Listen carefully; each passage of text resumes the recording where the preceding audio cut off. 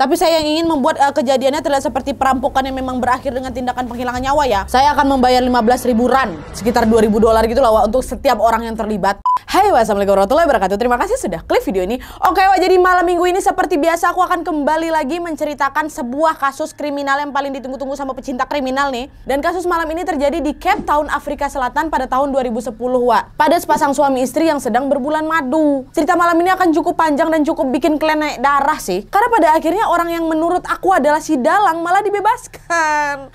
Entah karena memang dia ini tidak bersalah atau mungkin dia ini sudah membayar kebebasannya. Nah, penasaran gak sama kisahnya kan? Jadi nggak usah berlama-lama, kita langsung masuk aja ke ceritanya. Ya, check it out.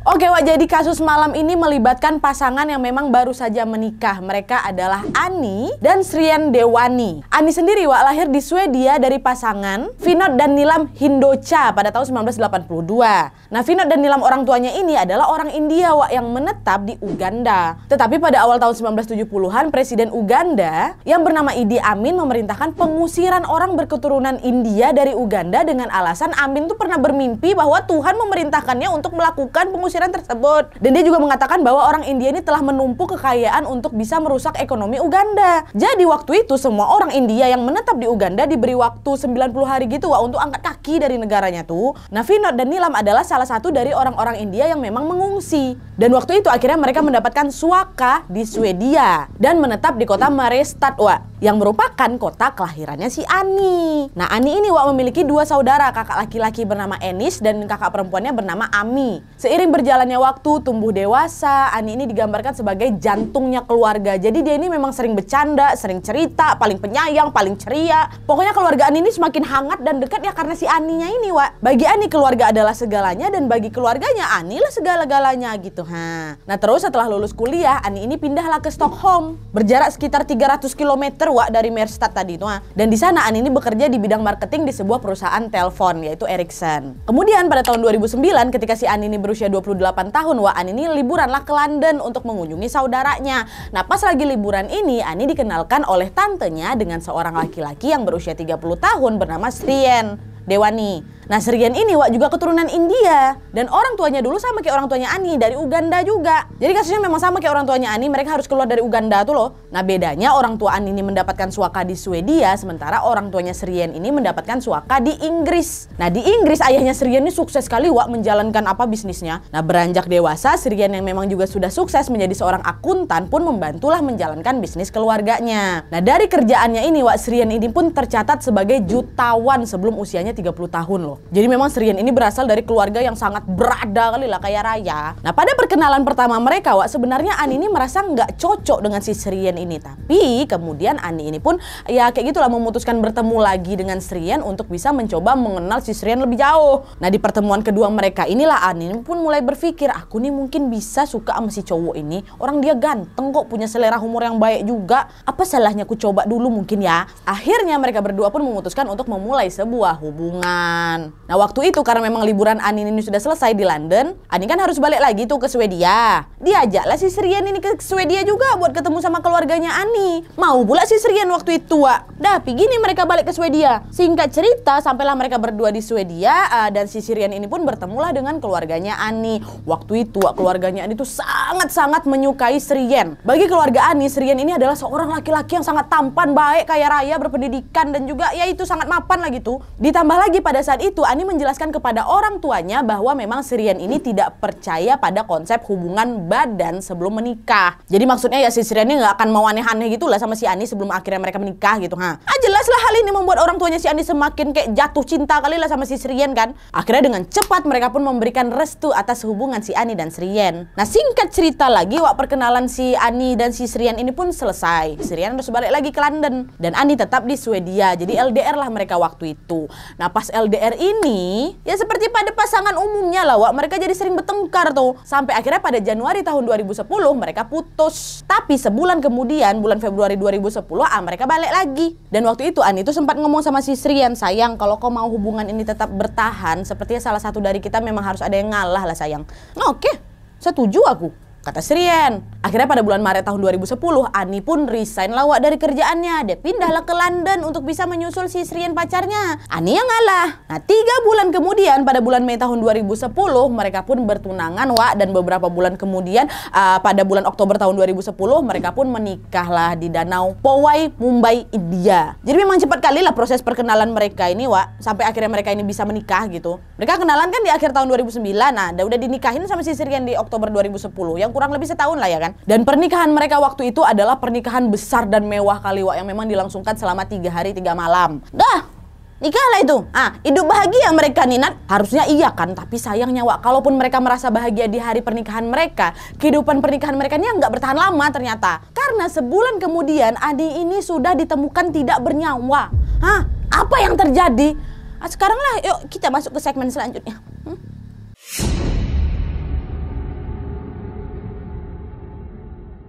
Nah jadi Wak, setelah menikah, Ani dan Srien ini kan kembali lagi ke Inggris untuk merayakan Diwali. Jadi Diwali ini adalah hari kebesaran agama Hindu kan. Jadi mereka merayakanlah di Inggris bersama keluarganya si Srien. Beberapa hari setelah Diwali Wak, Ani sama si Srien ini pun barulah pergi berbulan madu. Waktu itu si Ani ini nggak tahu mereka ini akan bulan madu kemana. Yang Ani tahu hanya ya udah Srien yang sudah mengatur segalanya gitu. Kayak pengen kasih surprise mungkin ke aku gitu kan. Ani nggak tahu apa-apa nih dan Srien pun nggak ada ngasih tahu sama Ani kita mau bulan madu kemana gitu. Nah singkat cerita Wak, pada tanggal 7 Novembernya mereka pun terbanglah ini menggunakan jet pribadi. Setelah beberapa jam penerbangan Wak, pesawat mereka ini pun mendarat dan Ani pun melihatlah keluar. Di saat itulah Ani tahu bahwa dia telah mendarat di Cape Town International Airport di Afrika Selatan.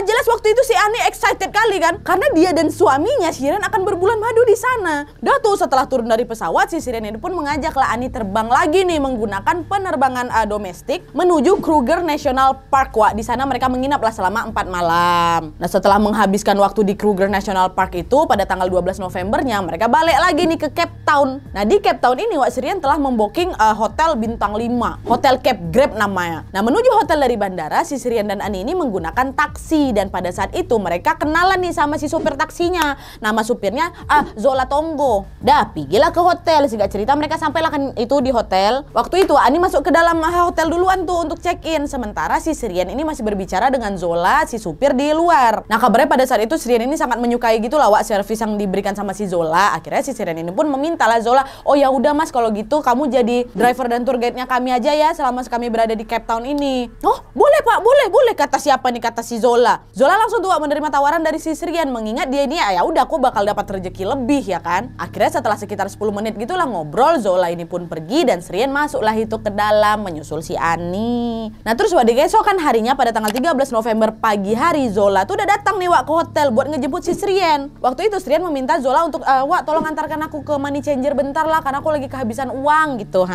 Dah diantar lah itu sama si Zola. Ani nggak ikut nih, Ani tinggal di hotel Wak. Nah setelah si Srien ini selesai menukarkan uangnya, Zola pun mengantar lah Srien balik lagi ke hotel. Dan waktu hari itu Wak, Srien ini meminta Zola untuk, Mas Zola nanti jemput kami lagi ya waktu malam karena aku sama si Ani mau makan malam di luar. Oh oke, baik siap Pak Srien katanya kan. Ya udahlah, jadi akhirnya di hari itu Srien sama Ani ini cukup banyak menghabiskan waktu mereka di hotel aja bersantai, nggak kemana-mana Wak. Nanti malam mereka baru mau dinner gitu ceritanya. Sampai akhirnya hari itu sudah menunjukkan pukul 7:30 malam. Zola udah sampai lagi tuh di hotel buat ngejemput si Srien sama si Ani. Nah malam itu Srien dan Ani pergi ke sebuah tempat yang bernama 96 Winry Road, sebuah restoran indah di lokasi yang sangat bagus gitu lah Wak. Malam itu pun mereka menghabiskan waktu bersama. Nah kemudian Wak, dalam perjalanan pulang, Srien sama si Ani ini memutuskan untuk kita nggak usah langsung balik ke hotel lah yuk, tunjukilah kami daerah-daerah yang memang otentik Zola, yang jadi memang bukan tempat turis lah gitu. Karena aku sama istriku pengen kali lihat Cape Town yang sebenarnya, kata si Srien. Karena ya sudah, akhirnya Zola pun langsung membawa pasangan itu ke sebuah daerah yang bernama Guguletu Wak. Nah Guguletu ini Wak, menurut kabar tempat ini tuh sebenarnya bukanlah tempat aman loh untuk dikunjungi. Karena biar kalian tahu, di akhir tahun 2005 sampai 2010 ada sekitar 700 kasus penghilangan nyawa di sana.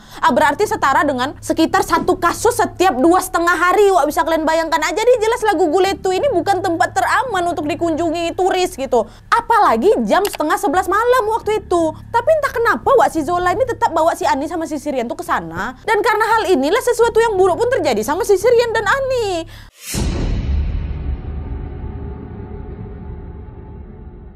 Nah jadi Wak, setelah beberapa saat mobil Zola ini keluar dari jalan raya dan masuk ke daerah Guguletu itu, tiba-tiba ada 2 pria membawa senjata menghampiri mobil mereka dan langsung menyuruh mereka untuk berhenti. Mereka mulai tuh menggedor jendela mobil dan memaksa si Zola untuk berhenti. Nah, Zola yang ketakutan akan ditembak ya akhirnya terpaksa berhenti lah, Wak. Nah, salah satu pelaku pun langsung membuka pintu depan dan langsung menyuruh, "Kau keluar." Si Zola keluarlah si Zola. Setelah Zola keluar, si pelaku pun langsung ngambil alih setir dan yang satu lagi masuk nih ke pintu belakang sambil nodongkan senjata ke Srian dan Ani. Dengan posisi si Zola yang memang sudah berada di luar mobil ya, mereka langsung tancap gas, Wak. Ditinggal si Zolanya. Zola pun waktu itu langsung pergi ke kantor polisinya Gugulatu kan, Wak, untuk bisa melaporkan kejadian tersebut. Sementara di dalam mobil, Wak, salah satu pelaku itu memang masih terus kan menodongkan senjatanya ke arah si Srian sama si Ani. Dan di saat itu dia berkata, "Jangan kau lakukan hal yang aneh-aneh ya. Kami cuma mau ngambil mobil kau aja. Kami nggak bakal nyakitin Glenn. Kami akan membiarkan Glenn pergi. Tapi kami harus melakukannya secara terpisah." Kata perampoknya. Akhirnya, Wak, setelah berkendara sekitar 20 menitan gitulah kan, para pelaku ini memaksa si Srian untuk keluar dari mobil duluan. "Dah berhenti dia kan, dah keluar kau," kata kayak gitu. Setelah si Srian keluar, mereka pun langsunglah melaju pergi lagi membawa si Ani bersama mereka. Nah, Srian yang panik ini pun langsung ngetok pintu rumah di sekitar area dia tempat dia diturunkan untuk minta tolong kan. Akhirnya setelah mengetok beberapa rumah, Wah, adalah itu rumah yang memang bersedia membukakan pintu untuk Srian nih. Srian langsung bilang, tolong saya harus nelpon polisi, istri saya diculik sama 2 perampok," katanya. Dah tuh dia telepon polisi, akhirnya polisi pun bertemulah sama si Srian. Nah, pada saat itu Wak, Srian menjelaskan apa yang memang baru saja terjadi sama dia dan istrinya. Srian bilang, "Saya ditarik keluar, Pak, sama salah satu dari pelaku itu. Saya coba tarik tangan Ani istri saya, tapi pelaku lain coba nahan dia. Di saat saya coba narik si Ani ini lagi kan, Pak ya, saya gagal karena memang mobilnya sudah melaju kencang," kata si Srian. Nah, polisi yang mendengar kesaksian si Srian pun langsunglah itu berkeliling di daerah Gugulatu kan, Wak, untuk mencari si Ani.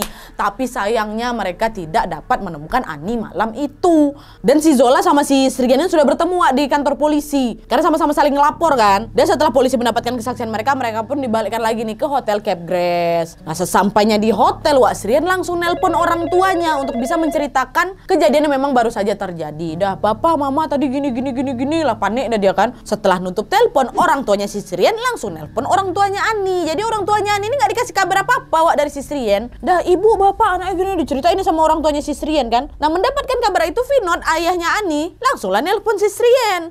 "Srian, apa yang terjadi sama Ani? Kenapa bisa kayak gitu? Kenapa kamu nggak ngabarin saya?" Kata siapa ini kan, kata si Vinod. Di saat itulah si Srian langsung berkata, "Maaf Bapak, saya tidak bisa menjaga putrimu, tapi dia tidak mati. Dia akan baik-baik saja. Saya akan membayar mereka berapapun yang mereka inginkan," kata Srian kan. Dah, dimatikannya telepon. Setelah menutup telepon, Wak, Vinod pun langsunglah memesan penerbangan pertama tuh dari Swedia menuju ke Cape Town tuh. Dah tuh, keesokan paginya pada tanggal 14 November, Wak, sebelum si ayahnya ini Vinod tiba di Cape Town, polisi nerima telepon nih dari seorang penduduk yang memang tinggal di Kayelitsa. Kayelitsa ini, Wak, berjarak sekitar 20 menit lah dari Gugulatu. Waktu itu si penelpon ini melaporkan ada mobil minivan Volkswagen warna abu-abu telah terparkir di pinggir jalan sepanjang malam. Akhirnya polisi pun langsunglah mendatangi lokasi di mana mobil itu terparkir sekitar jam 9 pagi, Wak. Dan di saat mereka mendekati mobil itu, di saat itulah mereka menemukan Ani Dewani tergeletak tidak bernyawa di kursi belakang, Wak. Ani ini udah ditembak lehernya. Peluru telah melewati tangannya, nyerempet ke bahunya, langsung menembus lehernya dan bersarang di kursi bawah jasad, Wak. Waktu diperiksa lagi, Ani ini memang tidak diserang secara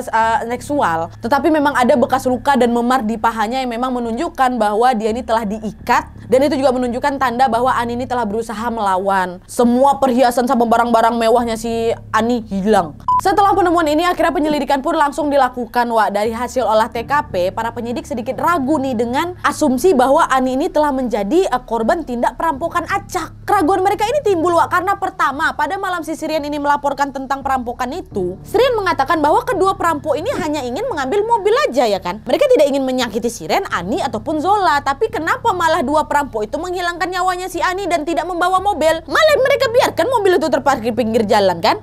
Yang kedua, Wak, kenapa si Zola ini membawa Srian dan Ani ke Gugulatu? Zola adalah pengemudi yang memang akrab dengan daerah itu. Jadi kan memang harusnya Zola sangat menyadari bahaya membawa mereka ke sana, apalagi di malam hari. Tapi pada saat itu Srian malah ngeklaim bahwa Ani, Pak, yang memang bersikeras pergi ke sana, pergi ke Gugulatu tuh. Tapi pertanyaan si Srian ini bisa dibantah sama saudara perempuannya si Ani, Wak. Kak Ami mengklaim bahwa biar Bapak tahu ya, Ani tuh sempat ngirimin teks sama saya waktu Ani sama Srian masih dalam perjalanan menuju ke Gugulatu tuh.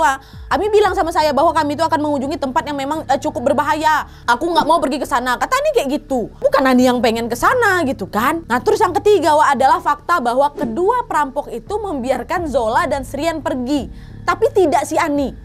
Nah, kenapa mereka membiarkan 2 orang pergi tapi kemudian mereka menghilangkan nyawanya si Ani? Kalau alasannya memang karena Ani sudah melihat wajah mereka, si Rian sama si Zola pun udah tengok muka mereka. Jadi menurut polisi sangat aneh kenapa Zola dan si Rian ini dibebaskan gitu aja kan, sedangkan Ani harus dihilangkan nyawanya. Jadi memang banyak kali lah itu keraguan polisi bahwa memang kasus yang sedang mereka hadapi ini adalah kasus perampokan acak yang berujung pada tindak penghilangan nyawa. Tidak, bukan nih, nggak mungkin gitu. Dah lah tuh, setelah 3 hari pihak kepolisian ini melakukan olah TKP dan uji forensik, wah akhirnya mereka pun berhasil lah menemukan 1 tersangka. Pertama, mereka yang bernama Solile Mengeni. Itu tulisannya wak, kalau salah maaf ya, Solile kita sebut ya. Dan menurut kabar berita wak, polisi menemukan sidik jari Solile di dalam mobil itu, makanya dia itulah tersangka pertama. Akhirnya Solile pun ditangkap tanggal 16 Novembernya di Khayelitsha. Dan setelah diinterogasi wak, Solile pun langsung mengakui perbuatannya dan dia juga memberikan polisi nama pelaku satu lagi kawannya nih. Dan pelaku kedua itu bernama Meziwa Madoda Kwabe wak. Dah disebutnya tuh nama kawannya satu kan. Nah, si Solile ini saat itu bersaksi bahwa si Kwabe inilah pak yang sudah menembak dan menghilangkan nyawanya si Ani. Dan 2 hari kemudian tanggal 18 Novembernya Kwabe pun ditangkap di Khayelitsha juga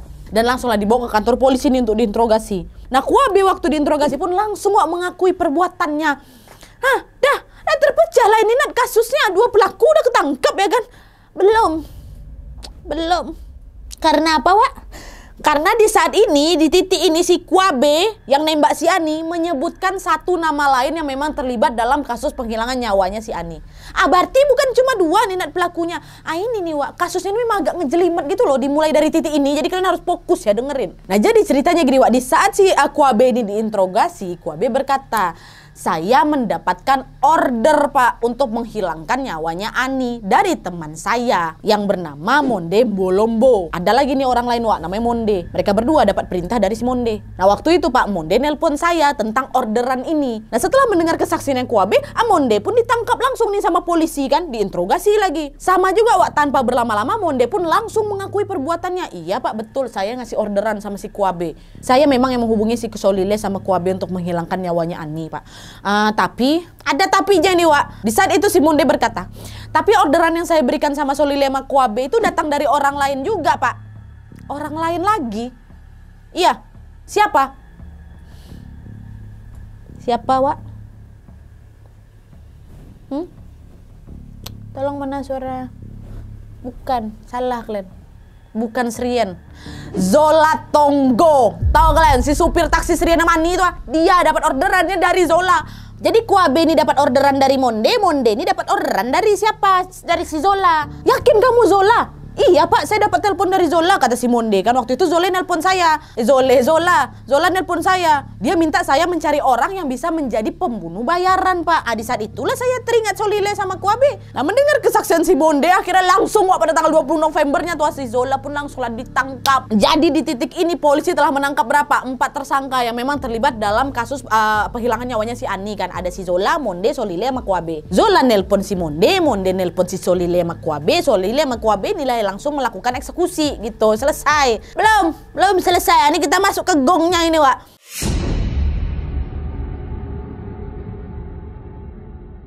Nah, jadi wak, di saat si Zola ini diinterogasi ya, Zola pun juga langsung tuh mengakui perbuatannya. Tapi pada saat inilah Zola bersaksi bahwa ada 1 orang lagi pak yang terlibat dalam kematiannya si Ani ini.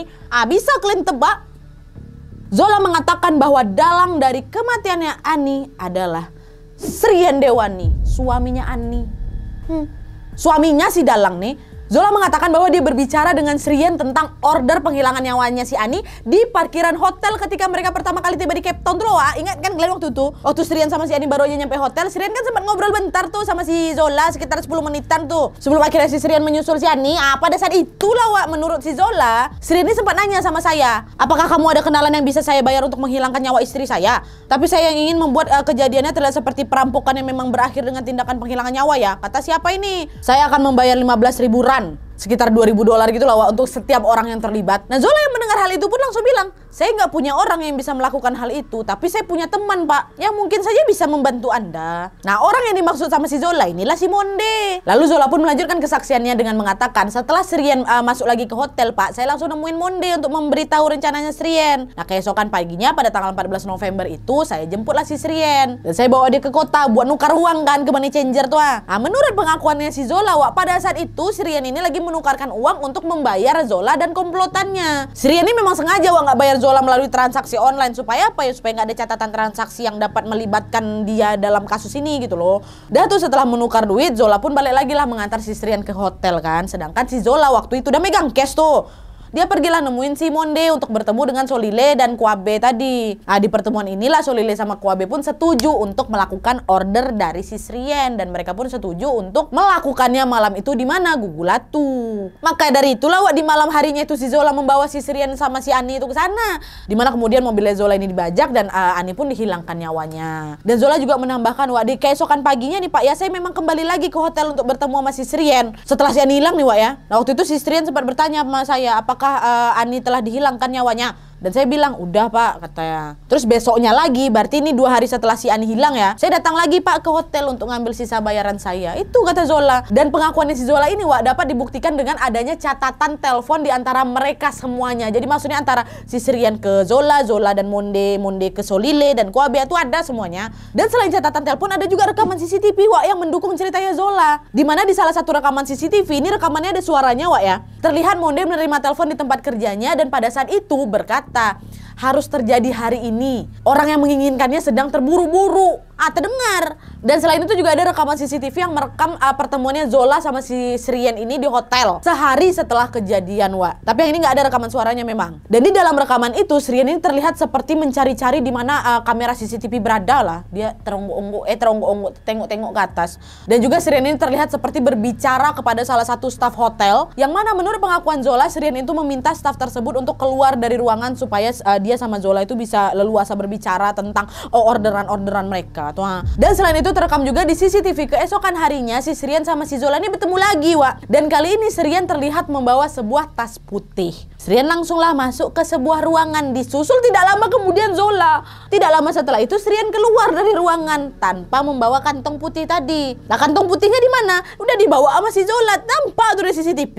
Nah, dipercaya pada saat itulah si Srien ini memberikan uang bayaran sama si Zola Wak. Nah, dengan bukti dan kesaksiannya Zola, polisi pun langsunglah itu kan menyelidiki si Srien. Nah, dari penyelidikan mereka Wak, polisi menemukan bukti bahwa di saat si Srien, Ani dan Zola berada di dalam mobil, Srien dan Zola sempat bertukar pesan lewat handphone. Hal ini diketahui dari ping menara telepon yang memang berdekatan dengan posisi mereka Wak. Memang polisi tidak berhasil mengetahui pesan apa yang memang telah mereka kirimkan. Karena menurut keterangannya Srien, HP itu memang udah diambil sama para pelaku kan. Tapi jelas Wak, balas-balasan pesan itu buat polisi curiga. Karena kan hal apa yang Srien perlu sampaikan ke Zola sampai nggak bisa dikatakan langsung di depannya si Ani? Kalau memang tidak ada hal yang mencurigakan, harusnya si Srien ngomong langsung aja lah kan depan Ani. Kenapa harus kirim-kirim teks ke Zola? Dan selain teks mencurigakan ini Wak, polisi juga mendapatkan informasi bahwa pesan terakhir yang Ani kirim ke teman dan keluarganya adalah Ani tidak bahagia dalam pernikahannya dengan Srien. Ani berpikir dia mungkin telah melakukan kesalahan besar telah menikahi si Srien. Ani mengatakan dia membenci Srien, Ani betul-betul tidak bahagia dan Ani ingin pulang. Nah, teks Ani ini Wak dikirim pas Ani sama si Srien lagi honeymoon itu. Jadi jelas ada sesuatu yang terjadi di dalam pernikahan mereka lah ya kan. Dah lah, akhirnya dari ini semua si Srien pun langsung diperiksa lebih lanjut lagi nih.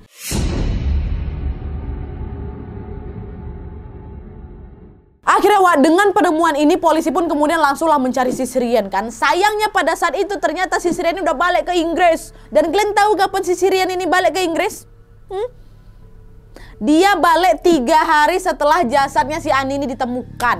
Apa nggak makin curiga polisi di sini Wak? Kenapa si Srien ini nggak nunggu lebih lama di Cape Town? Ngapa dia nggak mau ngawal penyelidikan polisi sampai pelaku pembunuhan istrinya tuh tertangkap ya kan? Istrinya lo baru aja ditemukan terbunuh dalam sebuah taksi. Kok kayaknya kok nggak ada ketertarikan sama sekali dalam pemecahan kasus kematian bini kau ini gitu loh. Inilah yang membuat polisi semakin curiga bahwa benar Srian lah memang ada andil dalam tindak penghilangan nyawanya si Ani. Karena selain si Srian ini yang memang tiba-tiba saja hilang, wah, ada lagi beberapa pernyataan Srian yang ternyata tidak konsisten dan jelas hal ini tidak pernah menjadi pertanda baik. Jadi beberapa pertanyaan yang berubah tuh kayak gini. Pertama, awalnya Srian mengatakan bahwa dia memberikan segalanya kepada perampok kan. Dia kasih ponselnya, dikasih jamnya, dikasih tas tangannya. Pokoknya semua barang-barang mahal itulah udah dia kasih ke perampok. Tapi wah, beberapa saat kemudian dia sempat nelpon lagi nih seorang petugas kepolisian. Dia ngomong gini, "Bapak, bisa nggak Bapak cek kursi belakang taksinya si Zola? Saya sempat tuh Pak nyelipin cincin pertunangannya istri saya senilai 25.000 pound di sana." Dan betul aja ketika polisi ngecek kursi belakang, mereka temukan tuh cincin mahal tuh.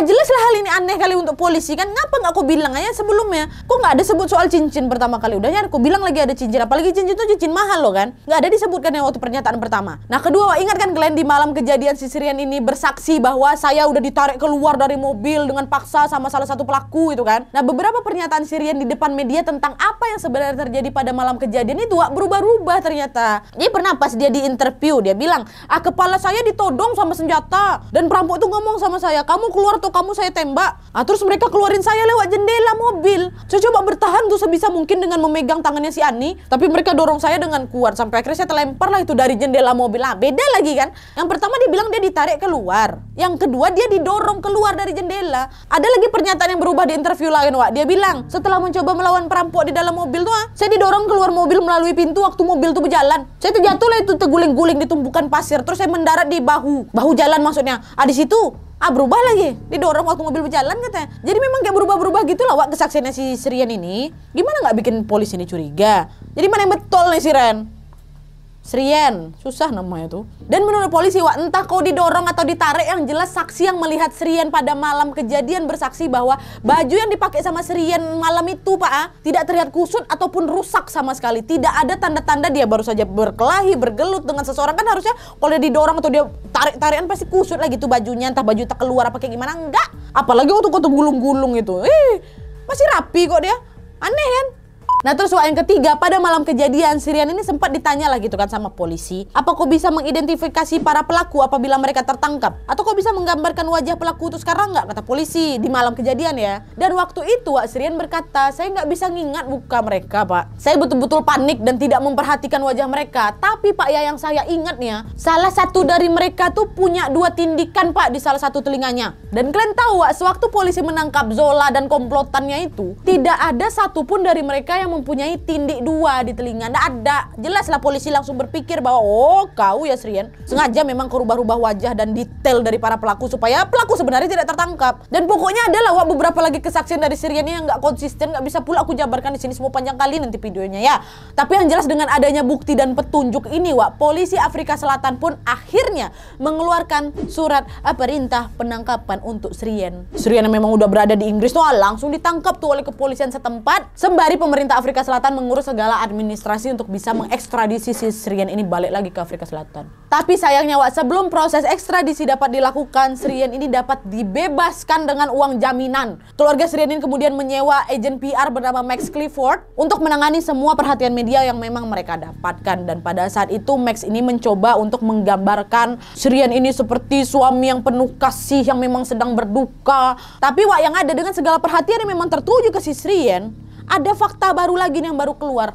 Dimana, fakta itu adalah Srian ini ternyata selama ini tuh kayak penyuka sesama jenis, Wak. Jadi Srian ini seperti menjalani double life lah gitu, atau menjalani 2 kehidupan yang berbeda. Dibilang belok dia. Srian sama Max yang mendengar hal itu jelas lah langsung menyangkal rumor itu kan. Tapi kemudian, Wak, ada nih pekerja malam laki-laki yang bernama Leopold Laser. Dia itu bersaksi bahwa dia pernah berhubungan badan dengan Srian. Dan dia ini juga kemudian menceritakan bahwa Srian ini sangat aktif di sebuah situs web yang bernama Gaydar, yang merupakan situs kencan sesama jenis, kata dia gitu. Nah, dengan keluarnya fakta baru ini, banyaklah itu orang berspekulasi bahwa Srian ini telah menikahi Ani karena memang tuntutan keluarganya aja, dan untuk menutupi siapa dia sebenarnya gitu, Wak. Dan karena tekanan publik dan tekanan keluarganya Ani, akhirnya pada bulan Mei tahun 2011 hakim memutuskan bahwa Srian harus segera diekstradisi ekstradisi balik ke Afrika Selatan untuk menjawab semua tuduhan yang memang sudah dilayangkan kepadanya. Tapi lagi-lagi Srian nggak kehabisan akal, Wak. Srian sama pengacaranya kan langsunglah mengajukan banding nih dengan mengatakan bahwa si Srian ini menderita depresi dan PTSD. Srian sudah dikirim ke rumah sakit dan berada di bawah pengawasan karena memang telah mencoba kayak bundir gitulah. Ngapa kayak gitu? Ngapa dia depresi ya gitu? Gara-gara desas-desus yang keluar tentang dia. Dan kalian tahu, Wak? Srian memenangkan banding itu. Dia nggak perlu diekstradisi sampai kondisinya tuh membaik. Nggak jadi lagi dia balik ke Afrika. Jelaslah hal ini malah buat keluarga ini makin frustasi kan. Mereka tidak bisa betul-betul memulai proses berkabung sampai mereka ini berhasil mendapatkan jawaban tentang apa yang sebenarnya terjadi sama si Ani. Nah, sembari keluarga Ani ini berjuang agar Srian ini bisa diekstradisi, Wak, pada tahun 2011 dan 2012, Zola dan komplotannya akhirnya disidang. Kwabe pada saat itu menerima hukuman 25 tahun penjara, Zola dihukum 18 tahun penjara, Solile dijatuhi hukuman penjara seumur hidup, tapi kemudian dia meninggal dunia di penjara karena memang penyakit yang dia derita, sementara Monde tidak dijatuhi hukuman sama sekali. Dia malah diberikan kekebalan hukum, Wak, untuk imbalan janjinya akan kesaksian yang benar terhadap Srian. Jelas keputusan terhadap si Monde ini sempat menuai kemarahan publik, karena walau bagaimanapun ya Monde yang udah mengatur pertemuan antara Zola sama Solile Kwabe kan. Monde jelas menjadi bagian dalam kasus hilangnya nyawanya si Ani. Tapi pada saat itu keluarga Ani pun nggak bisa melakukan apa-apa, Wak, karena putusan tersebut sudah menjadi putusan hakim gitu loh. Yang perlu mereka fokuskan selanjutnya adalah bagaimana ini bisa mempercepat proses ekstradisinya si Srian. Jadi jelas perjuangan keluarga Ani ini adalah perjuangan yang sangat panjang karena sidang pengadilan dan sidang ekstradisinya si Srian ini berlangsung sampai 4 tahun, Wak. 4 tahun mereka harus menunggu si Srian ini diterbangkan balik ke Afrika Selatan. Srian telah berhasil memenangkan 2 sidang ekstradisi, yang keduanya pun berhasil diajukan banding dengan alasan yang sama. Tapi akhirnya, Wak, pada tahun 2014 Srian udah nggak bisa ngelak lagi kau. Dia akhirnya diekstradisi nih ke Afrika Selatan dan persidangannya dimulai pada bulan Oktober tahun 2014, Wak. Tapi di persidangannya dia mengaku saya tidak bersalah. Di dalam persidangan, Wak, jaksa penuntut berkata bahwa Srian ini ingin menghilangkan nyawanya si Ani karena Srian sesuka sesama jenis. Budaya Srian ini tidak percaya pada perceraian, apalagi orang yang suka sesama jenis. Maka dari itu Srian ini menghilangkan nyawanya si Ani untuk bisa keluar dari pernikahan mereka. Dan jaksa penuntut juga kemudian menjabarkan bukti bahwa Srian ini langsung aktif lagi, Wak, di situsnya Gaidar tuh, lo tau kalian, yang situs untuk sesama jenis itu, dan menonton film panas hanya beberapa jam setelah tubuhnya Ani ini ditemukan. Jelas ini menunjukkan tidak adanya rasa sedih dan duka dalam dirinya si Srian kan. Jaksa penuntut juga kemudian berkata bahwa 3 minggu sebelum pernikahan mereka, Wak, Ani ini sempat melemparkan cincin pertunangannya itu ke hadapannya si Srian dan dia ngomong, aku nggak mau nikah sama kau ya.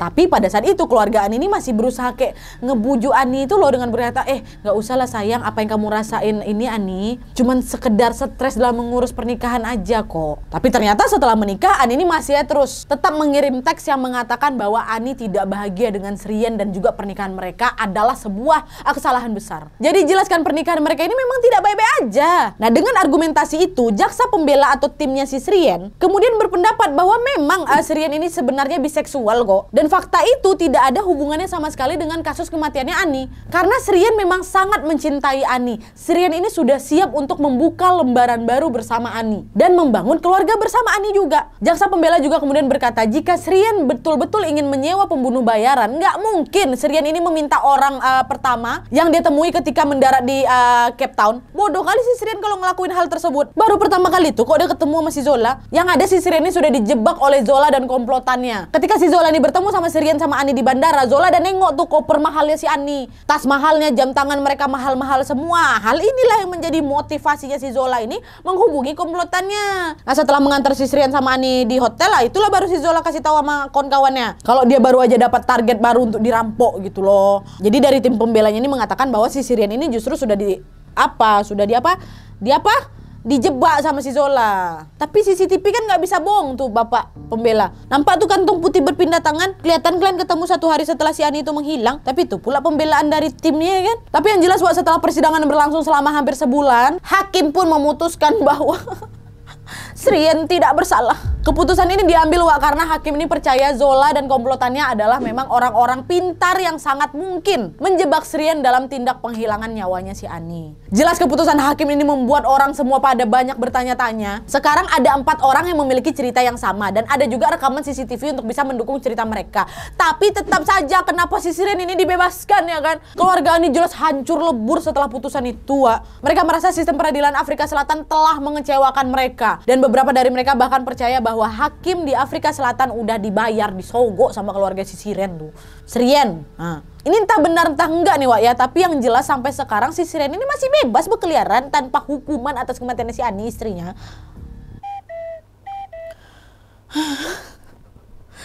Capek kali aku dari tadi menggebu-gebu. Aduh. Oke Wak, jadi itu dia kasus penghilangan nyawanya Ani Dewani. Gimana menurut kalian? Apakah menurut kalian si Shrien ini terlibat dan menjadi dalang di balik penghilangan nyawanya Ani? Kalau memang bukan si Shrien dalangnya nih Wak, tolong jawab kenapa si Shrien ini membiarkan Ani memaksa pergi ke Gulatu, tempat yang memang diketahui tidak aman. Dan kenapa para pelaku ini membiarkan Zola sama Shrien ini pergi terlebih dahulu, bukannya si Ani? Atau jangan-jangan menurut kalian Zola sama komplotannya memang berusaha menjebak si Shrien ini? Karena sangat mungkin buat mereka ngejebak si Shrien setelah mereka melihat si Shrien sama si Ani ini punya barang-barang mewah kan? Tulis semua pendapat kalian di kolom komentar di bawah Wak ya. Dan kalau kalian penasaran info detail lainnya tentang kasus kematiannya Ani Dewani ini, bisa langsung klik aja atau search lagi di Google Wak, masih banyak kali info yang tersedia. Ini aja yang bisa aku kumpulkan buat kalian, pasti panjang kali ini kan Aspi udah berapa menit ini panjang. Kalau kalian punya informasi tambahan lagi boleh langsung komen juga di kolom komentar di bawah Wak ya. Capek kali aku nih. Oke lah Wak, jadi terima kasih yang sudah menonton. Kalau kalian suka video ini klik like-nya, jangan lupa komen di bawah untuk ide dan saran-saran untuk video selanjutnya. Jangan lupa nyalain notifikasinya supaya kalian tahu kalau aku upload video baru. Dan sama subscribe supaya kalian sama-sama terus-terusan dari channel aku. See you next video Wak. Bye. Dah. Bah, temangat.